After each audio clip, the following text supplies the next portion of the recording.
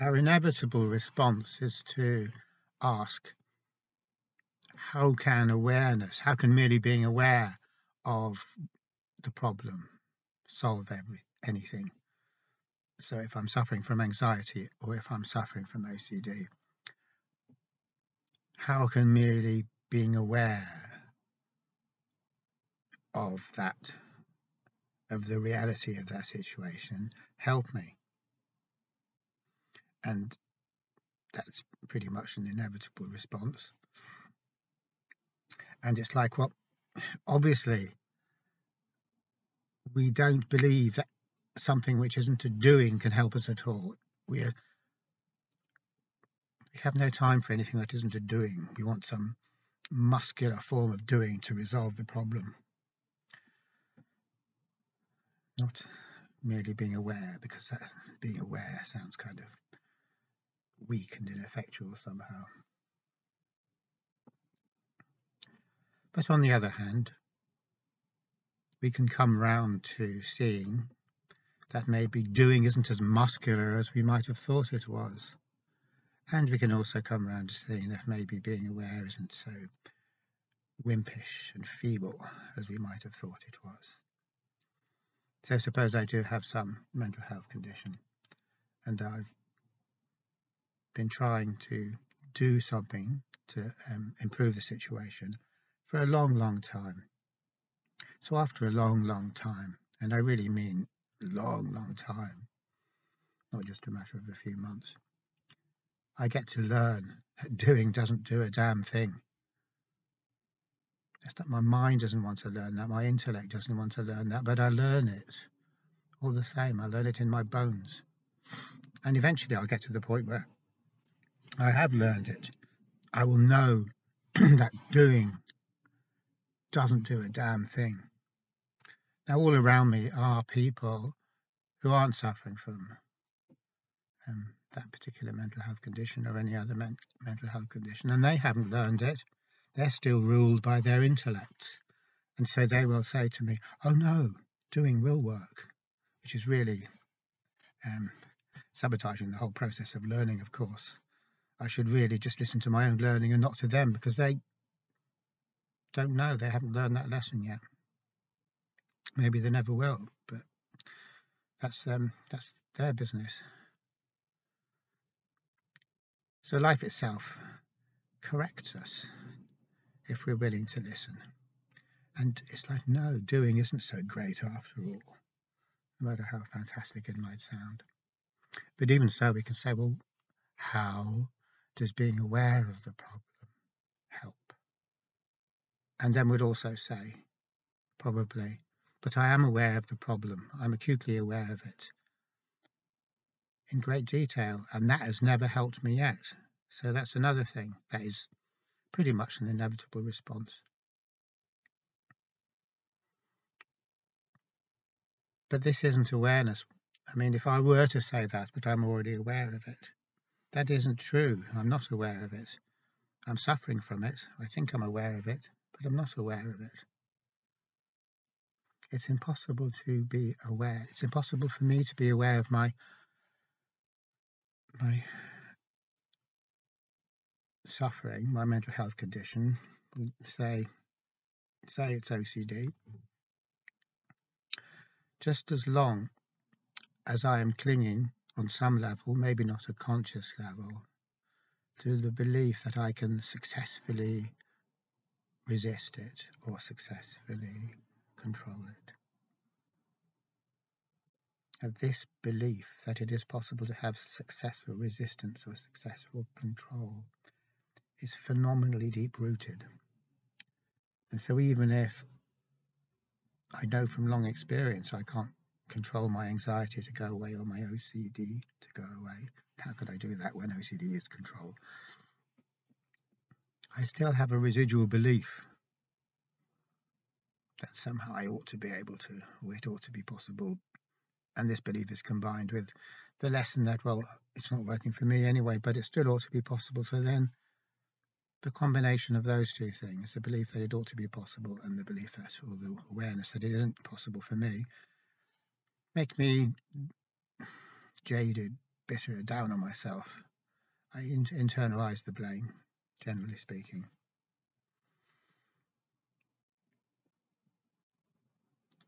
But to be aware of the futility of resistance, as I was saying in the last installment, is a really, really rare thing.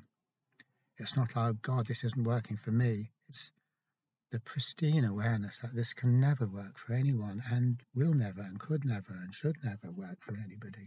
And yet the notion that it ever could work is ludicrously, fantastically deluded. Now, if I have that awareness, which is a crystal clear awareness, absolutely crystal clear awareness that comes with being actually conscious of the reality of the situation, which is a very rare thing for us, strange as it may seem. Being aware of the reality of our situation is phenomenally rare. It's rarer than unicorns. You're more likely to see a unicorn gambling about on your front lawn than you are to have this awareness, and that's it, because probably you won't ever, well, you won't ever see a unicorn probably, but you definitely won't be aware of what it is that I'm talking about here.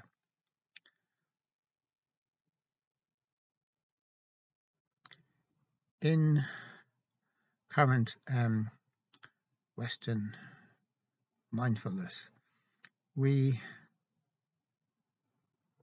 as if we've taken one part of it, which is to practice meditation. But where that meditation comes from, and although meditation isn't originally Buddhist, there is, needless to say, an awful lot of teachings about meditation in Buddhism. So hand in hand with the practice of meditation, there is also the teaching of self-arising, self-displaying, and self-liberation, which essentially means, as I've said before, but just to go over it, that the painful feeling or mind state arises all by itself, self-arising. It communicates itself to us, displays itself to us, completely unproblematically, spontaneously. It self-displays. We don't have to do anything. It's not our job. The painful mental state lets us know that it's painful in a perfect fashion, absolutely perfectly. No need for us to do anything. Now, if we keep our part of the bargain, so to speak, and we're actually not interfering with the self-displaying phase, then having self-displayed, the painful mental state will inevitably self-liberate. It'll evaporate because it has shown itself. We have felt it. It's like feeling a feeling. We've felt the feeling. You don't go on feeling a feeling forever. If you block the feeling, then maybe you go on blocking the feeling forever, but you don't feel a feeling forever because it's a moving, fluid thing. Everything's a moving, fluid thing. The only thing that isn't a moving, fluid thing, and I shouldn't say thing, is our resistance. That's not moving, that's not fluid. It's just there forever, solid. It's just like a stubborn edifice to our stubbornness. So that's the problem. The problem is our resistance to the displaying. So if we were to kind of look at this for a little bit of time and think about it, we'd see that what this means is that a painful mental state cannot cure itself. So if I'm in a particular painful mental state, I can't cure myself. I can't change that mental state. I can't change it because I am that mental state. If I'm angry, then I am the anger. How can anger change itself?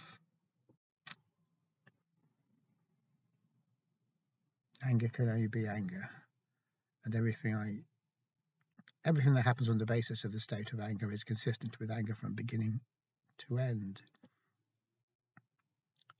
As it is also said in Buddhism, there's perfect consistency there. And what that means is it is all anger, different manifestations of anger. So anger leads to anger, maybe different manifestations of anger, but it's anger all the way, and anger can never lead to anything that isn't anger. No matter how angrily we attempt to get the anger to lead to something else, it won't. And that's not true just for anger, it's true for all the afflictive states, it's true for all painful states of mind.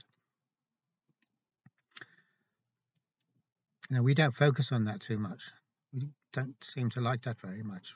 We focus a lot on the meditation, but we don't focus on this idea that we cannot change our own mental state.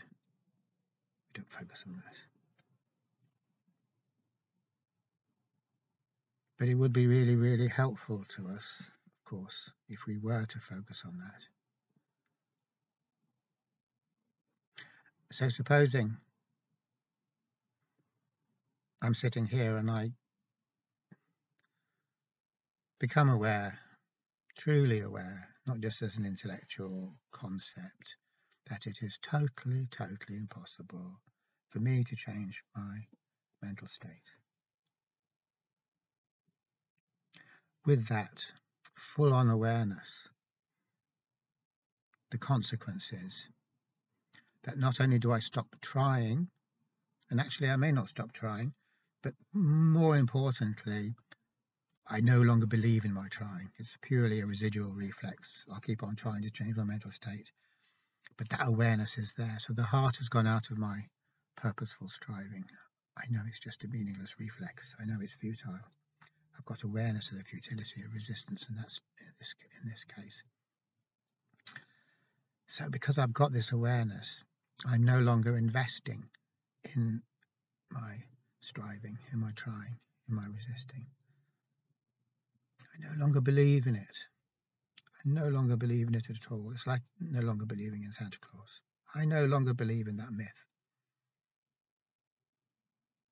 So, as I was saying in the last installment, we tend to imagine that that's a disempowering kind of a thing. Like, oh no, I've discovered that my purposeful striving is futile, my resistance to striving is futile, etc., etc. And then we crumple, and that's just miserable, and here I am just crumpled, a hollow shell of myself, because I've seen through the illusion of resistance actually working when it comes to changing my mental state.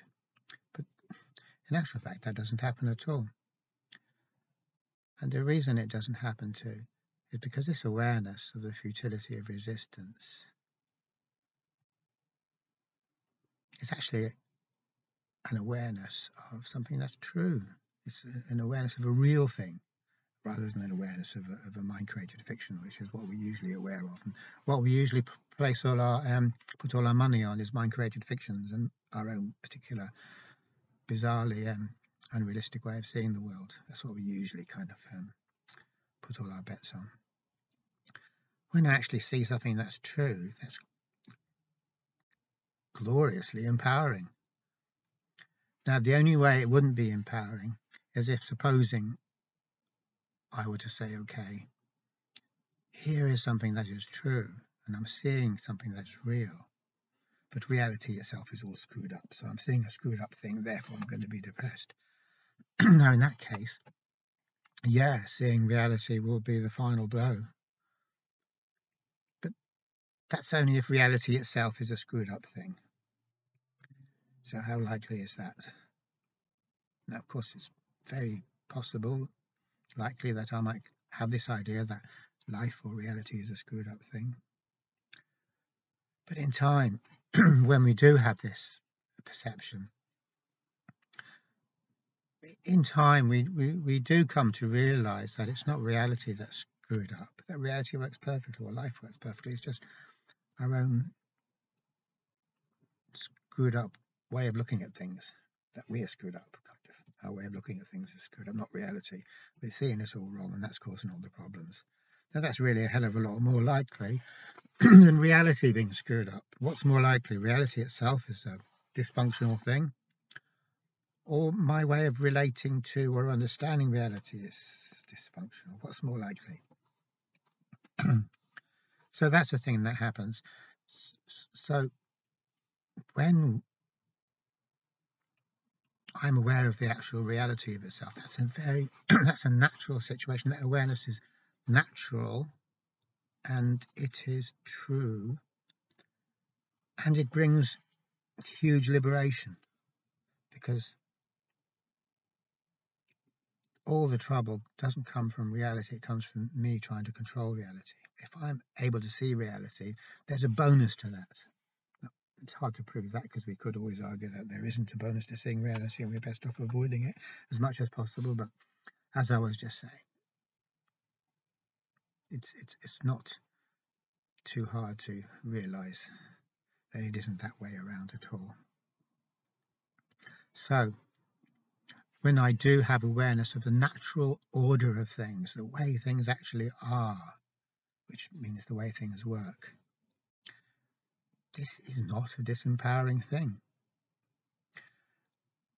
And as a result of me having this awareness, I am not fighting against the natural order of things. I'm no longer believing that I can successfully resist or successfully control my own mental state. And I'm no longer trying to, because it's absurd to try that. I wouldn't even think of trying it. I wouldn't even think of trying to resist. So everything happens freely. Now, it does happen that I still am the same person. I don't become an ascended master with beams of light coming out everywhere. I carry on being exactly as I am. But no longer am I very foolishly and stubbornly hanging on to this belief that I can resist the things I don't like, which in the case of anxiety or OCD would mean fight against the pain or escape the pain in some way. I know I can't do that. And so what happens is there is this immense allowingness, because that's what comes out of the reality of the situation. I'm no longer trying to perpetuate an illusion or promote an illusion, because I see the illusion to be an illusion. And so there is this immense allowingness that comes out of reality. So I am carrying on being myself in whatever way that is. And in the case of OCD or anxiety, it's a painful way. There's pain in it, maybe. Not all pain, but there is a lot of pain in it. But I'm not fighting against this situation. So even though there is a situation of unfreeness, of conflict, of resistance, because that's how I am, I haven't been transformed into an ascending master, I also am able to completely, accept is a tricky word because it kind of sounds like I choose to accept, and there's no choice in it at all. Nobody chooses to accept. That's the purest bullshit. There is this immense acceptance that comes with seeing the reality of things. So it's not me that's accepting. It doesn't matter whether I accept or not accept. If I don't accept, which is the natural way for me to be, that's okay too. That's also accepted, but not by me. There is this huge openness to everything that comes out of being aware, without any stubborn clinging to agendas that maybe we'll be able to wangle it to be the way we want it to be. So then what does that feel like? For me to be carrying on the same as always, but also being aware that it's perfectly okay for me to be like this and not have to struggle against it. But it's reality. My reality is that I'm like that. I'm resisting, but it's okay to resist. because resisting is allowed, so I'm not resisting my resisting. And even if I am resisting my resisting, which I probably am, that's okay too. And no matter how many tiers of resisting there are, it's okay. So in essence, there is this tremendous serenity. And maybe there's a better word for it than that. Well, there probably isn't. It's just that the word serenity tends to turn us off a bit because it's a bit overused, but I can't think of any other words. Peace. We have made peace with ourselves as we are. And that's not a choice. We didn't choose to do it, but it's from seeing reality as it is instead of seeing reality in a deluded way in which the ego imagines it can get its own way. When I see that I can't get my own way, then I stop. That also means that I'm stopping seeing the world via the ego, via the mind-created self. I'm seeing, but I'm not seeing from this viewpoint. So although the mind-created self is still there, struggling and striving like a good one, and it certainly will carry on struggling and striving to the bitter end because that is all it can do. It's a machine for struggling and striving. Were it to stop, it would stop existing because it is the struggling and striving. But that's okay. It's a natural phenomenon. And as well as, so what I'm actually doing, I'm living life in two ways at the same time. Or seeing life in two different ways at the same time. I'm seeing life from the perspective of the mind-created self, and I'm striving and struggling and resisting or controlling or trying to. And yet at the same time, I have another way of looking at things, which is, we could say that I'm just conscious. That's not the mind-created self or ego which is conscious. The mind-created self or ego can never, ever, ever be conscious. It doesn't want to be conscious. It's really not what it wants at all. But I can be conscious of it. But it's not, when I say I can be conscious of it, I mean ego can be conscious of it. There can be consciousness of it. Consciousness doesn't belong to any kind of like entity. It's just consciousness. And so even though I'm suffering, the suffering that comes with being this self, that suffering isn't all there is. There's also the awareness of seeing everything through consciousness, or being conscious of everything, which transforms the picture more radically than we could ever imagine. Okay, thanks for watching.